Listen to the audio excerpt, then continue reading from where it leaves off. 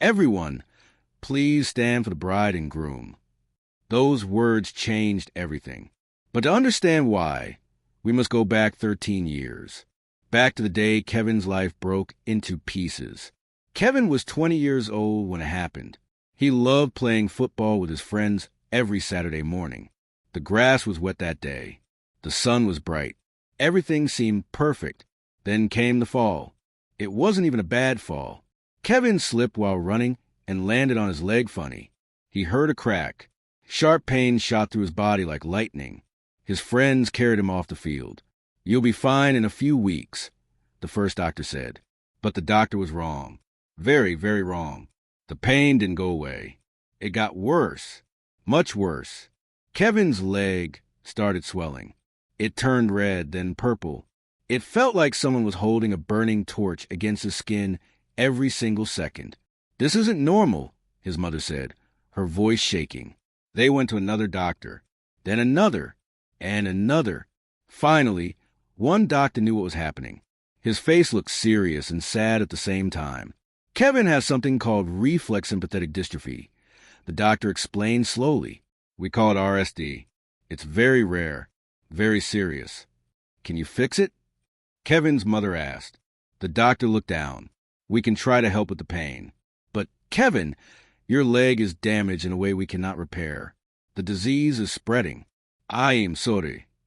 Kevin felt his heart sink into his stomach. "What does that mean?" "It means you'll need a wheelchair. Probably for the rest of your life." Those words echoed in Kevin's head like thunder. Rest of your life. Rest of your life. Rest of your life. He was only 20 years old. The wheelchair arrived on a Tuesday. It was silver and cold. Kevin stared at it like it was a monster. "I don't want it," he whispered. But his legs wouldn't work anymore. The pain was too much. Even standing for 1 minute felt impossible. His mother cried. His father tried to be strong, but Kevin saw the tears in his eyes too. His friends visited at first, but then they came less and less. They were out playing football, going to parties, living their lives. Kevin was stuck in his room, stuck in his wheelchair, stuck in pain. Every 2 months, his parents took him to hospital. The doctors would check his legs and shake their heads. "The disease is getting worse," they said. "There's nothing more we can do." Kevin learned to smile even when he wanted to cry. He learned to say, "I'm okay," even when everything hurt. He learned to live in a world that wasn't made for wheelchairs. Doorways were too narrow. Stairs were everywhere. People stared. Some felt sorry for him. Others looked away quickly, like his wheelchair was scary. The worst part wasn't the pain in his legs. It was a loneliness in his heart. Years passed slowly. 1 year, 2 years, 5 years, 10 years. Kevin watched his friends get married, have babies, buy houses, live normal lives. He wondered if anyone would ever love him. Who would want to marry someone in a wheelchair? Someone who needed help with everything? Someone who went to hospital every 2 months just to hear bad news? Maybe I'll be alone forever. Kevin thought on his 30th birthday. He blew out the candles on his cake. His wish was simple. "Please, let someone see me. Not my wheelchair. Just me." He didn't know that wish was about to come true. 3 years later, on an ordinary Wednesday afternoon, Kevin rolled his wheelchair into the library. He loved books. They took him to places his legs never could. He was looking at the mystery section when he heard a voice. "Excuse me, do you know where the poetry books are?" Kevin turned around. A young woman stood there. She had kind eyes and a warm smile. She was looking at Kevin's face, not at his wheelchair. "Poetry is on the 2nd floor," Kevin said quietly. "Oh, no. How will you get up there?" she asked. Then her eyes went wide. "I'm so sorry. That was rude of me."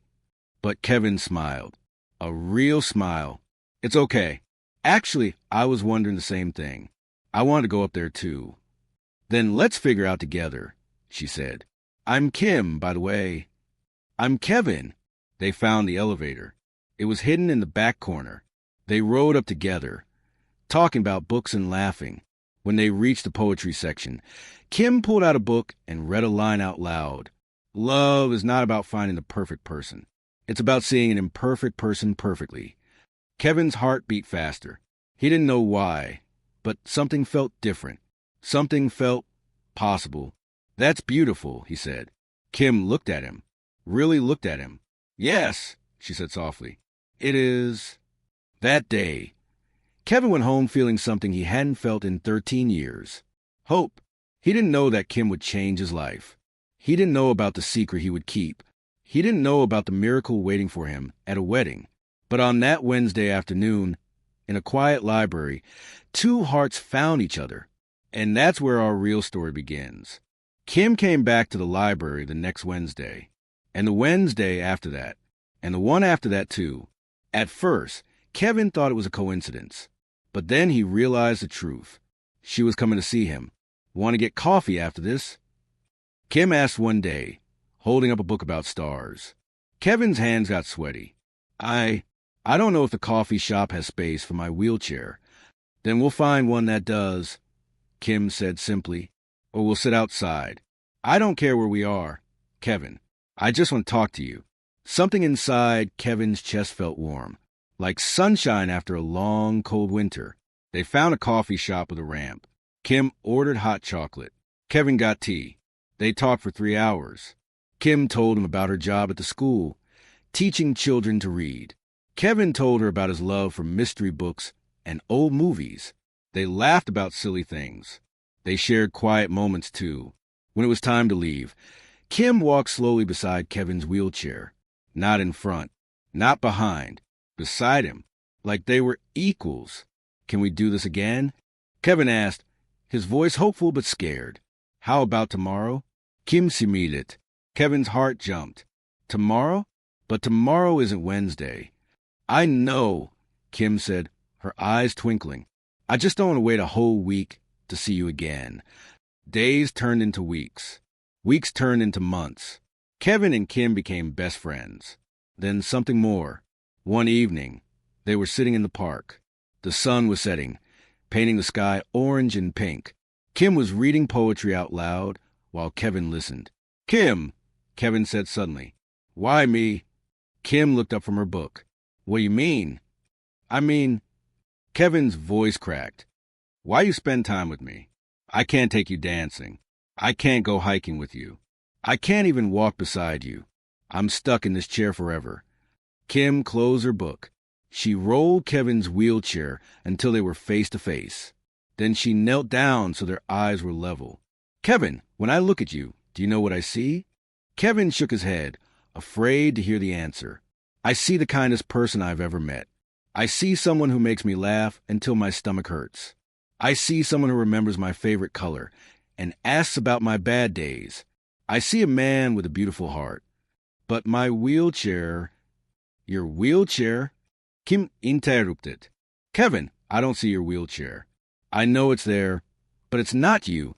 It's just something you use, like I use my glasses to read. What's inside you is what matters. Your soul, your kindness, your love. That's what I see. That's what I feel. And that weighs more than anything else in this world. Tears rolled down Kevin's cheeks. He had waited 13 years to hear words like these.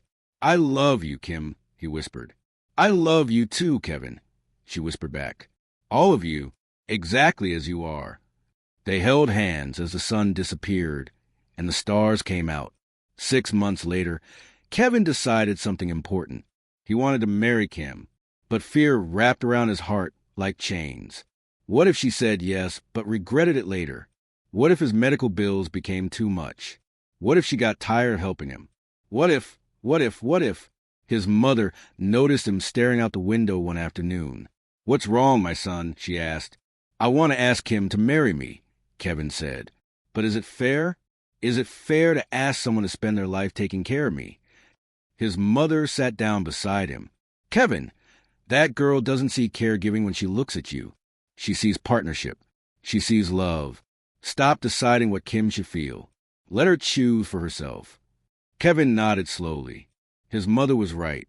That weekend, Kevin took Kim to the same library where they first met. He rolled his wheelchair to the poetry section. Kim, remember when we met here 3 years ago? Of course, Kim said. Best day of my life. Kevin's hands shook as he pulled out a small box. You once read me a poem about seeing an imperfect person perfectly. Kim, you see me perfectly. You make me believe in myself again. You make me want to wake up every morning. Will you marry me? Kim's hands flew to her mouth. Tears filled her eyes. Yes, she cried. Yes, yes, yes. 1,000 times yes. She knelt down and kissed him. People in the library clapped and cheered. Kevin felt like he was flying.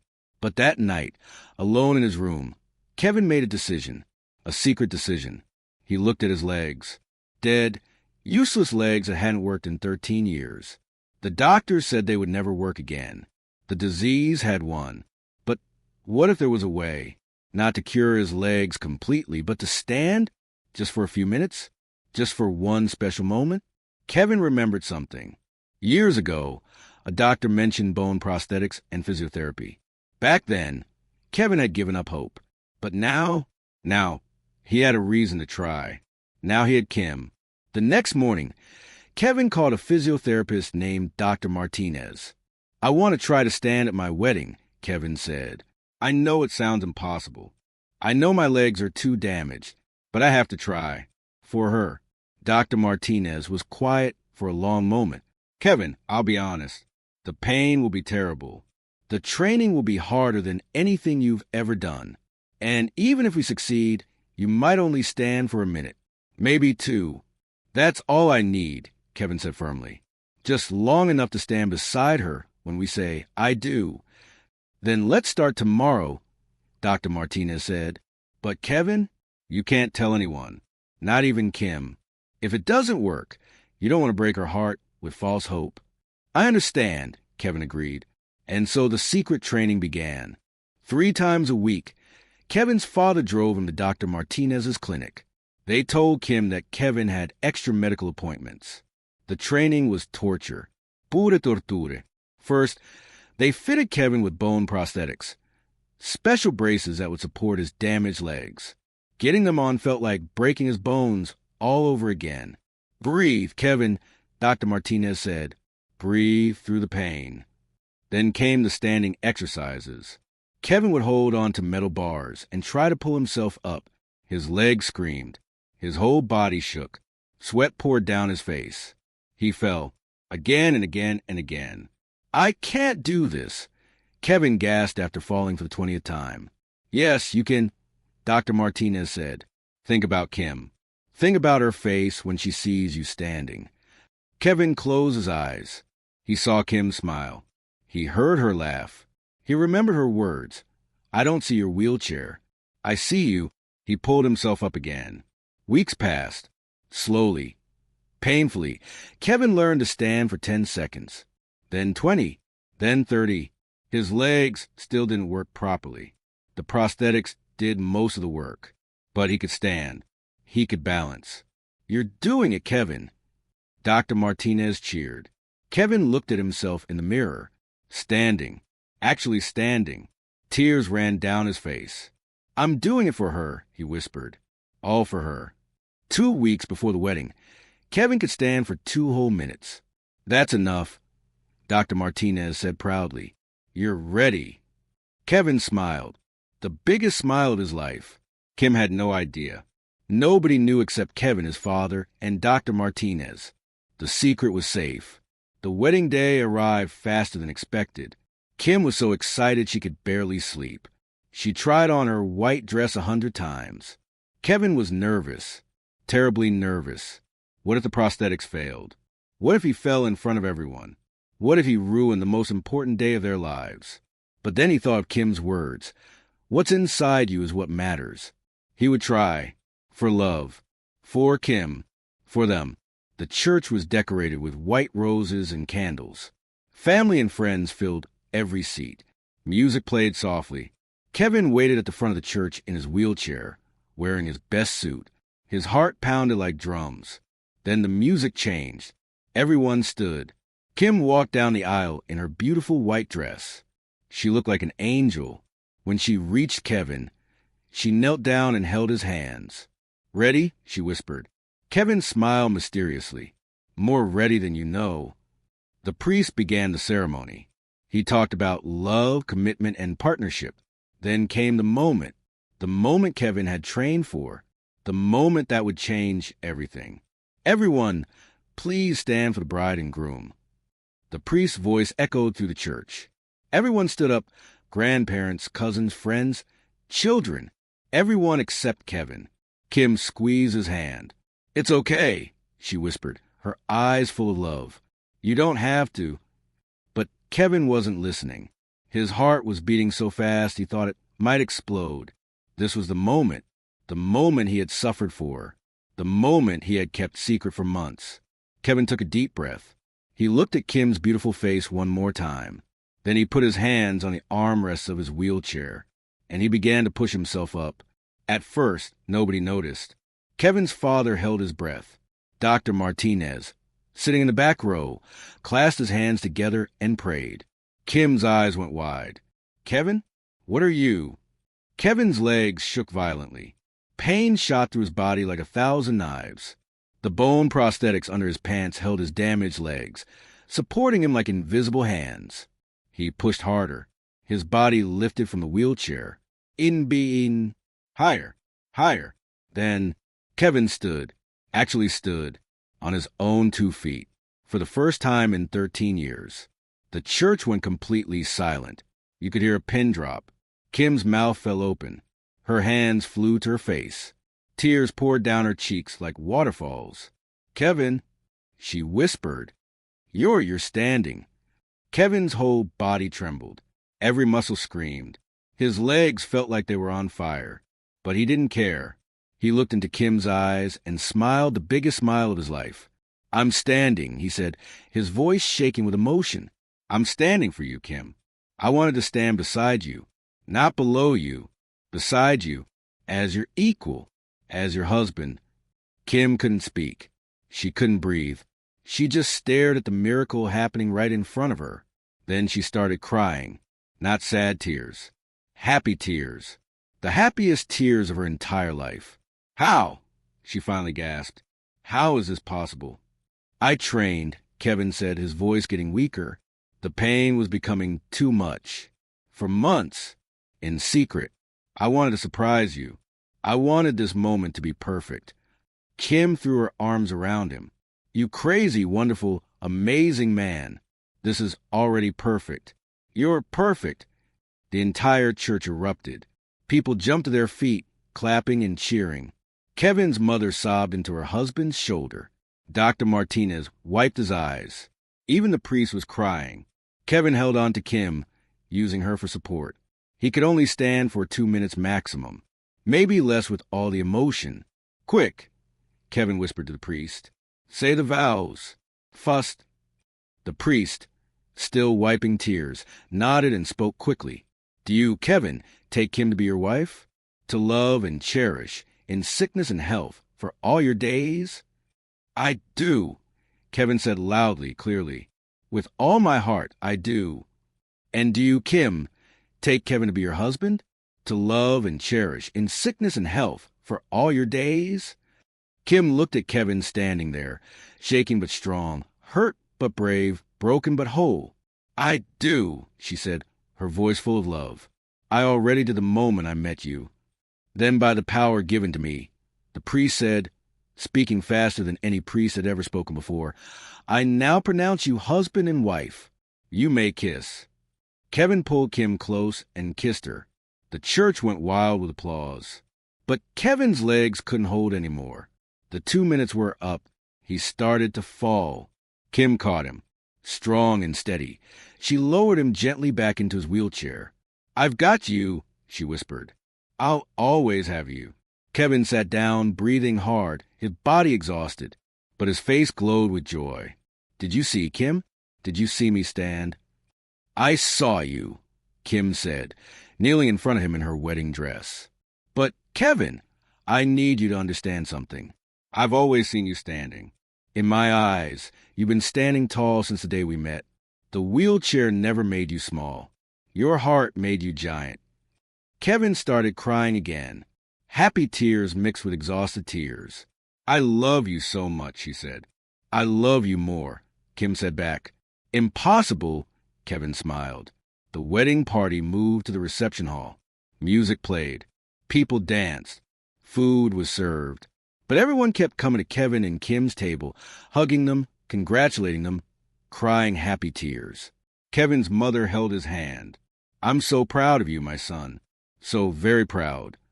Mom, I need to tell you something, Kevin said seriously. I can't stand again. Not like that. The prosthetics and training only gave me those 2 minutes. The doctors said my legs are still too damaged. Today was a one-time miracle. His mother smiled. Kevin, you stood when it mattered most. That's all anyone could ask. You gave Kim a memory she'll carry forever. You gave yourself proof that impossible things can happen when love gives you wings. Kevin looked across the room at Kim. She was laughing with her friends, glowing with happiness. When she caught his eye, she blew him a kiss. His heart felt so full it might burst. Later that night, when the party ended and everyone went home, Kevin and Kim sat together under the stars. Thank you for today, Kim said softly. That surprise was the most beautiful thing anyone has ever done for me. Thank you for seeing me, Kevin said back. Really seeing me, not my wheelchair, not my disease. Just me. Kim rested her head on Kevin's shoulder. You know what I realized today? What? Standing up isn't about legs. It's about spirit. It's about courage. It's about love. And Kevin, you've been standing tall your whole life. You just didn't know it. Kevin felt peace wash over him. She was right. All these years, he thought he was broken. But he wasn't broken. He was just different. And different was okay. Different was beautiful. What happens now? Kim asked, what's our future? Kevin squeezed her hand. We live. We laugh. We love. We face hard days together. We celebrate good days together. We prove that wheelchairs don't stop happiness. That disease doesn't stop joy. That limitation doesn't stop love. Sounds perfect, Kim whispered. It does, doesn't it? Kevin smiled. They sat together in comfortable silence, watching the moon rise higher in the sky. 3 years have passed since that wedding day. Kevin still uses his wheelchair. His legs never healed. The disease is still there, painful and permanent. He still goes to the hospital every 2 months. But everything is different now. Kim is by his side through every appointment, every bad day, every moment of pain. They bought a small house with ramps and wide doorways. They adopted a dog named Hope. They laugh every single day. Kevin teaches online classes about literature from his wheelchair. Kim still teaches children to read. They have movie nights every Friday and library dates every Wednesday. Last month, they celebrated their anniversary. Kim gave Kevin a book of poetry. Inside the front cover, she wrote, You stood for 2 minutes at our wedding, but you stood in my heart every single day since we met. You are my miracle. You are my forever. I love you always. Kevin cried when he read it. Happy tears. Always happy tears now. So what's the lesson in this story? Love isn't about perfect bodies or perfect lives. Love is about perfect hearts finding each other. Kim didn't fall in love with Kevin's legs. She fell in love with his soul. She saw beyond a wheelchair the person inside. Kind, brave, funny, strong. And Kevin? He learned that being in a wheelchair didn't make him less worthy of love. It just made his love story more beautiful, more rare, more precious. Sometimes the body breaks. Sometimes life seems impossible. Sometimes the pain feels too heavy to carry. But when you find someone who sees your soul instead of your scars, when you find someone who stands beside you no matter what, when you find love that doesn't need perfect, just real, that's when miracles happen. That's when 2 minutes of standing becomes forever. That's when wheelchairs disappear and all that's left is two hearts beating as one. Kevin still smiles every day. That same smile he forced through pain all those years ago. But now it's real. Now it's genuine. Now it comes from a heart that knows it's loved. Was it worth it? Dr. Martinez asked Kevin at a checkup last week. All that painful training for just 2 minutes of standing. Kevin didn't even hesitate. Those 2 minutes changed my life. They showed Kim how much she means to me. They showed me what love can make you do. They showed everyone in that church that impossible is just a word. And now, Dr. Martinez asked, any regrets about the wheelchair? Kevin thought about it. He thought about his beautiful wife at home. He thought about their dog, their house, their life together. He thought about the love that filled every corner of his world. No regrets, Kevin said firmly. I have everything I need. My wheelchair is just part of my story. But it's not the whole story. The whole story is about love. And that story is the happiest ending I could ever ask for. If this story touched your heart, you're not alone. Millions of people around the world are in wheelchairs. Millions more fighting invisible battles. Disease, pain, loneliness, fear. They wonder if anyone will love them. They wonder if happiness is possible. Kevin and Kim's story is proof. Proof that love conquers all. Proof that the heart weighs more than anything else. Proof that your worth isn't in what your body can do, but in who you are inside. So look at the people around you. Really look at them. See beyond the surface. See their hearts. See their souls. See their beautiful, imperfect, wonderful humanity. Because when you learn to see people the way Kim saw Kevin, when you learn to love people for their essence, not their exterior, that's when you change the world. One heart at a time.